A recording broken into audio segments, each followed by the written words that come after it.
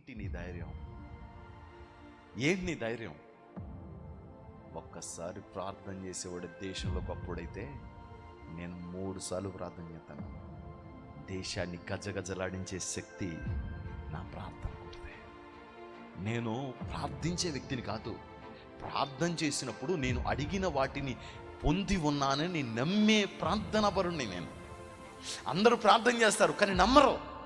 కానీ నేను ప్రార్థన చేసినప్పుడు ప్రార్థన చేసి ఉన్న వాటిని చెప్పండి నేను పొందేశాను, ఆల్రెడీ నా జీవితంలో జరిగిపోయింది అని నమ్మి ప్రార్థన చేసే వ్యక్తిని ప్రభువా నేను.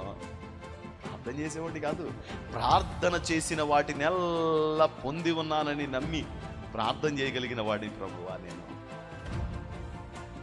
దానియేలా నీ విశ్వాసం ఎప్పుడు విత్తుతావా? రోజు విత్తుకుంటా ఉంటాను విశ్వాసం.